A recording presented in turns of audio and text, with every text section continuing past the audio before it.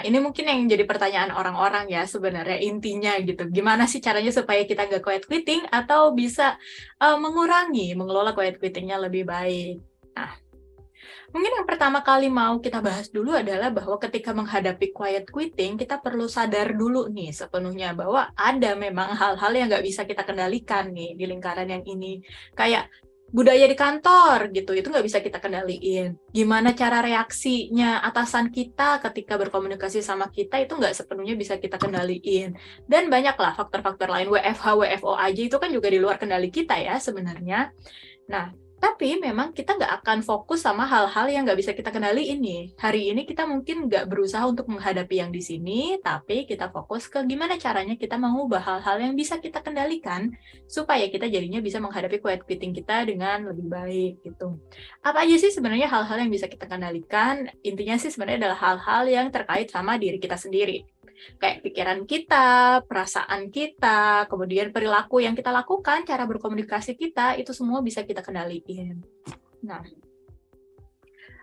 ini ada banyak hal sih yang bisa dilakukan untuk menghadapi quiet quitting, tapi kita coba rangkum nih menjadi 4 tema besar aja tuh. Yang pertama adalah mencari makna dalam pekerjaan, yang kedua membangun koneksi atau terkoneksi lebih sering, yang ketiga membuat batasan yang jelas di pekerjaan, dan yang keempat mendefinisikan work-life balance pribadinya kita itu kayak gimana sih. Lanjut aja kita masuk ke yang pertama ya, tadi mendefinisikan mencari makna dalam pekerjaan gitu. Ini salah satu quote yang aku suka banget ya. Dia bilang, to be successful, the first thing to do is fall in love with your work. Jadi kalau kita mau sukses, hal pertama yang perlu kita lakukan ya harus suka dulu sama apa yang kita lakukan. Yang itu berkaitan banget sama yang namanya mencari makna dalam kerjaan. Emang mungkin nggak semua pekerjaan itu kalau ditanya maknanya kayak gimana, mungkin juga kita nggak bisa jawab secara langsung ya, sebenarnya makna kerja kita tuh apa gitu. Buat cari duit gitu, ya iya itu tentu gitu. Tapi kalau misalnya kita coba mengandalkan cari duit doang sebagai maknanya, ya mudah banget sebenarnya tadi terkena quiet quitting atau tergoda kalau misalnya ada tempat baru langsung mau pindah aja gitu istilahnya. Jadi memang dari kitanya sendiri yang harus tahu sebenarnya yang kita cari di kerjaan itu apa sih? Apa sih yang bikin kita puas atau kayak mau bertahan lebih lama di dalam pekerjaan ini? Salah satu cara yang bisa dilakukan adalah yang pertama di sebelah kiri ini adalah salah satu aktivitas refleksi ya. Jadi kita merenungkan kembali gitu, bagaimana gambaran karir ideal untuk dirimu. Jadi di sini kayak boleh deh teman-teman kayak ambil waktu 15-20 menit ngebayangin 10-20 tahun ke depan, kalau misalnya teman-teman sudah berhasil dan punya karir ideal, kira-kira karirnya teman-teman tuh apa sih dan skill apa yang teman-teman miliki pada saat itu 10-20 tahun ke depan. Nah, kalau udah tahu list skill-nya kira-kira yang udah teman-teman punya apa, teman-teman udah mencapai posisi apa, atau berkarir di bidang apa 10-20 tahun ke depan yang idealnya, coba sekarang bandingin sama karir yang sekarang. Kira-kira ada nggak sih aspek-aspek dalam pekerjaan yang saat ini bisa membantu teman-teman mencapai karir ideal yang ada di bayangan teman-teman tersebut, gitu. Kalau susah ngebayanginnya misalnya gini deh, mungkin kayak contoh aku ya gitu.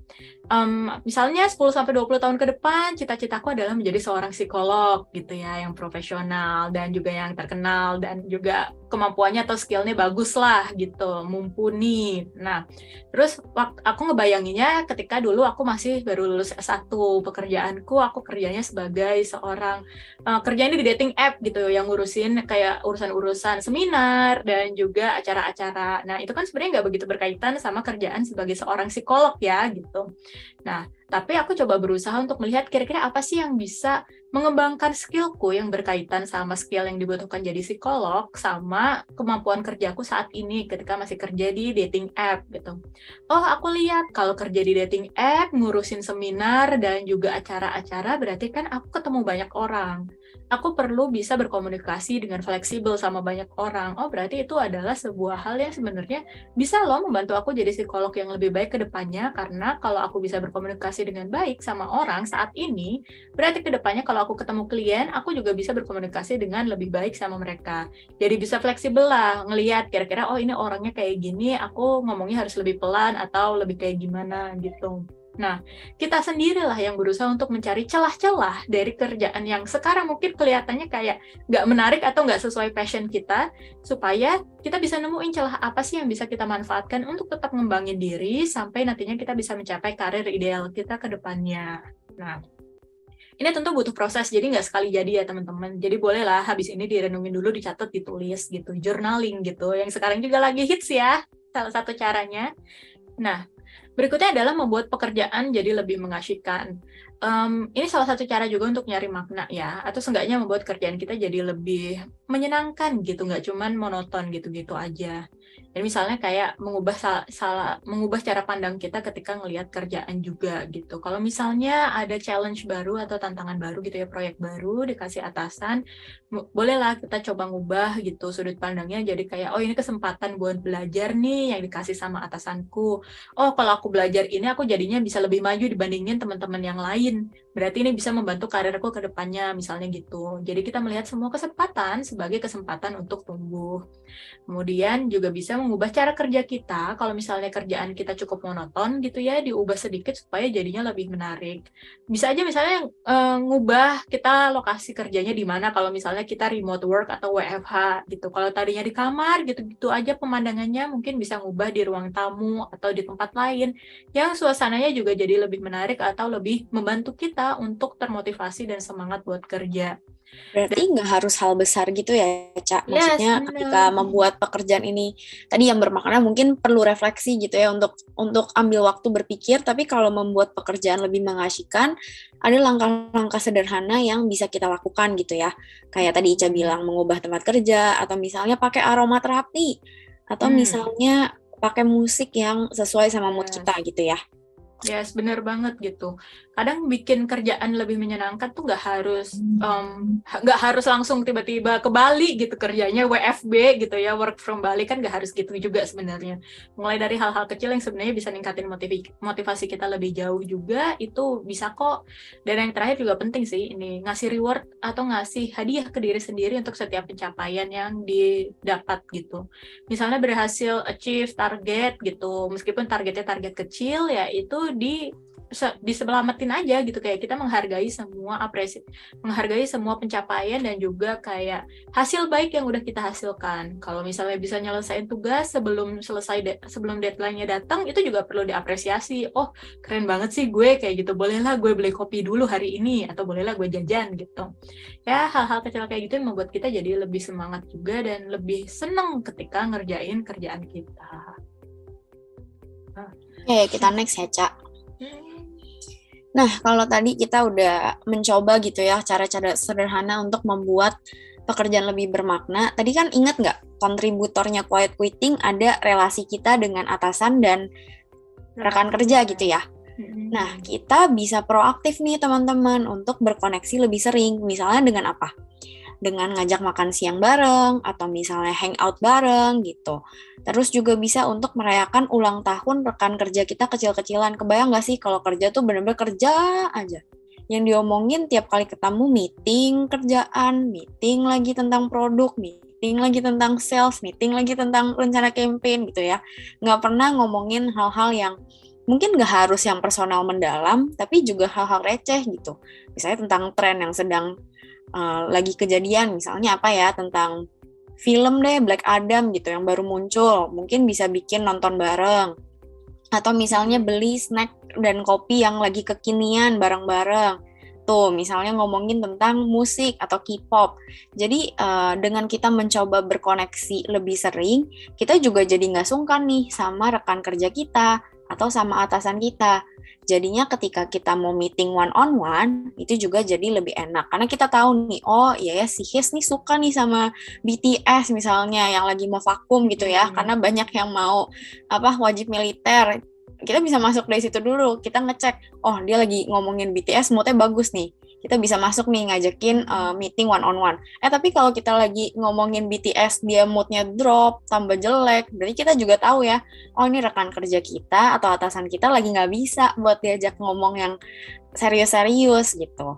Nah, dengan kita juga kenal, tahu, terkoneksi, kita juga jadi enak gitu ngerayain keberhasilan tim bareng-bareng.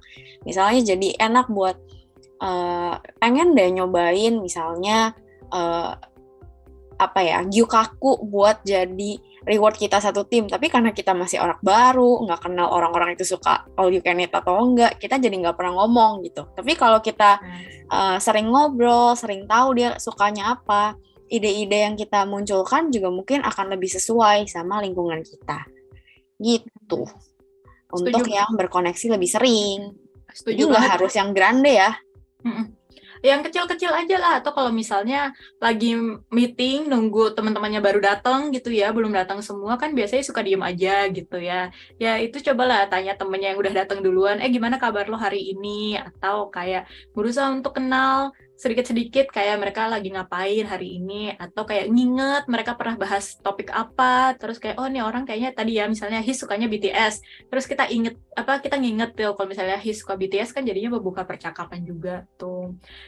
Nah, misalnya kayak Ica suka warna merah, jadi kan bisa bilang tuh, Ica tuh ada baju warnanya merah bagus dah, belinya di sini misalnya. Jadi hal-hal kecil juga bisa kok teman-teman untuk berkoneksi ini. Kita next ke cara berikutnya ya. Yes. Nah, tadi ya ketika kita udah cair, udah lebih bisa ngomong gitu, kita jadi lebih enak untuk bikin batasan yang jelas. Batasan ini tuh apa sih sebenarnya?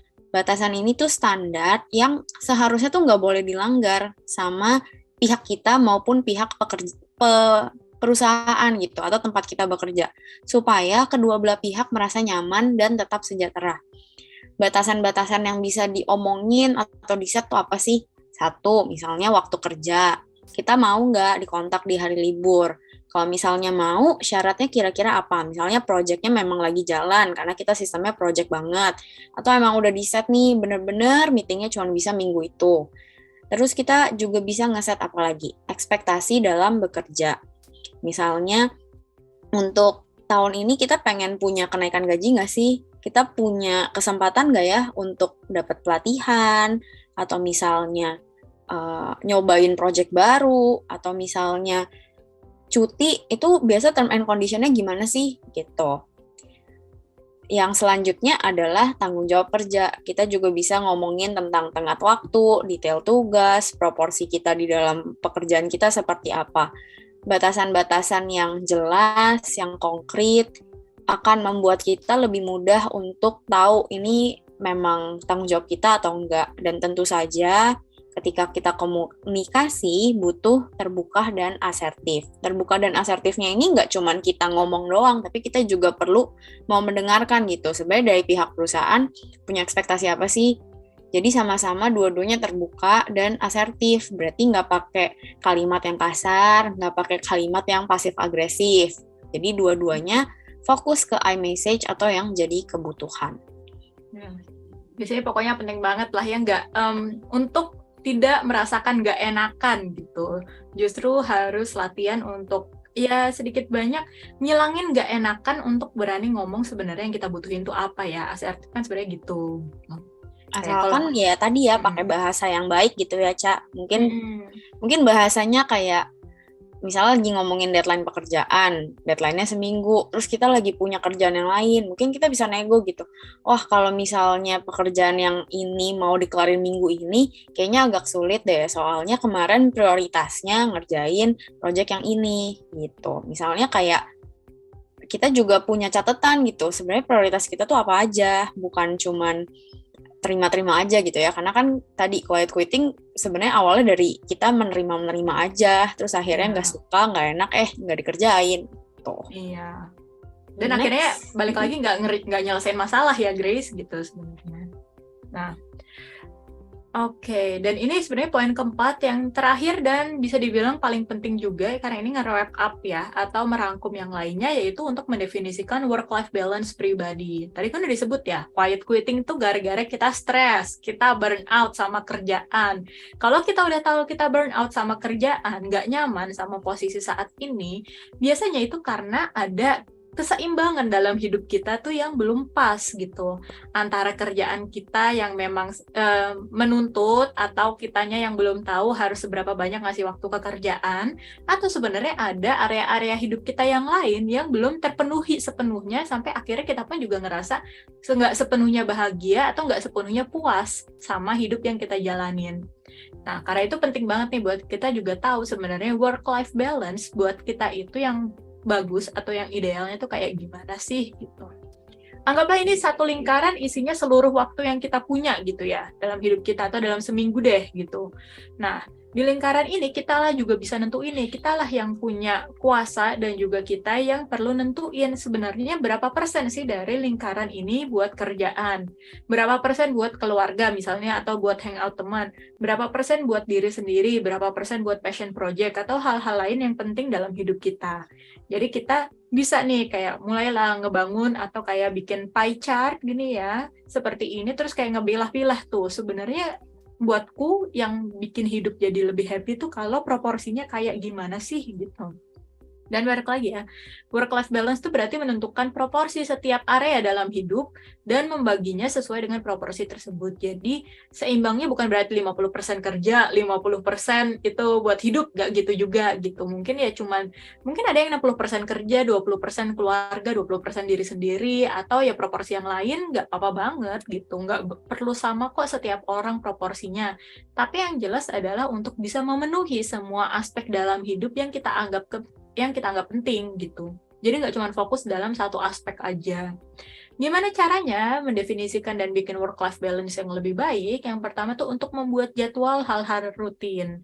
Misalnya kita udah ngeblok nih waktu kerja kita di jam-jam berapa aja untuk tahu kita punya sisa waktu di jam-jam berapa aja. Nanti sisa waktunya bisa kita blok juga tuh, kita tandain mana sih waktu yang buat diri sendiri, mana waktu buat keluarga, mana waktu buat teman, mana waktu yang kita sediain kosong buat diisi sama ya spontan aja pada saat itu kita lagi butuh ngelakuin apa atau kita lagi ada keperluan apa gitu. Yang kedua adalah memastikan kalau misalnya blok-blok yang udah kita set gitu ya, itu memang merepresentasikan atau mewakili semua aspek hidup yang memang penting buat kita. Let's say misalnya buat aku yang penting itu teman-teman sama keluarga. Tapi kok aku lihat di jadwalku aku ngisinya cuma buat teman-teman doang, nggak ada buat keluarga. Nah, itu kan nggak imbang kan sebenarnya. Nah, itu yang perlu dihindari ketika misalnya ngeset jadwal tuh. Memastikan kalau misalnya semua aspek hidup kita terwakili sama jadwal yang udah kita bikin. Dan yang ketiga tentunya adalah untuk konsisten dalam usaha menjalankan jadwal tersebut. Ya sebisa mungkin jadwalnya dijalanin nggak cuma jadi jadwal gitulah ya maksudnya. Biar supaya kalau misalnya jadwalnya tetap jadi jadwal aja kan jadinya agak sia-sia ya yang udah kita bikin gitu. Jadi ya pelan-pelan kita coba yuk konsisten dan juga disiplin. Ketika udah masuk jadwalnya misalnya buat slot buat diri sendiri ya berhentilah kerja dan juga fokus sama diri sendiri. Kalau udah masuk jadwalnya sama keluarga, oh ya udah berhenti kerja buat sama keluarga gitu. Kalau misalnya konsisten dilakuin pelan-pelan pasti bisa kok kita mencapai work-life balance yang lebih baik buat diri kita sendiri juga. Makanya sebenarnya ini personal banget ya, Ca, karena mungkin setiap orang punya rutinitas yang berbeda dan akhirnya punya prioritas yang beda-beda juga. Makanya gimana sih biar balance? Ya sebenarnya itu tanyanya ke diri sendiri gitu, refleksiin lagi. Kita mau kasih proporsi waktu berapa banyak sih buat diri sendiri, berapa banyak sih buat kerjaan, berapa banyak sih buat relasi sosial misalnya. Jadi dengan kita tahu proporsinya yang cukup buat kita berapa dan kita komitmen untuk hal itu, work-life balance jadi mungkin banget kita capai gitu. Setuju deh. Nah balance ini intinya. Balance it's not something you find, it's something you create.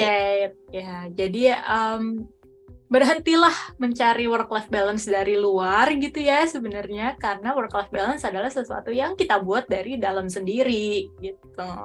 Karena misalnya nih, kita udah pindah kerjaan ke kerjaan yang lebih fleksibel jadwalnya. Kalau misalnya ternyata waktu kosong kita nggak kita gunakan atau nggak kita isi sesuai dengan hal-hal yang jadi prioritas kita tadi gitu, tetap aja menurutku kita akan ngerasa nggak nyaman dan ngerasa nggak puas sama hidup kita. Meskipun kita udah punya banyak waktu luang dalam hidup kita. Jadi yuk pelan-pelan coba tadi bangun rutin yang lebih baik, kenali diri lebih baik juga, supaya jadinya bisa membangun kepuasan dalam hidup, kebahagiaan dengan cara bikin makna yang lebih baik dari kerjaan dan juga aspek-aspek hidup kita yang lainnya.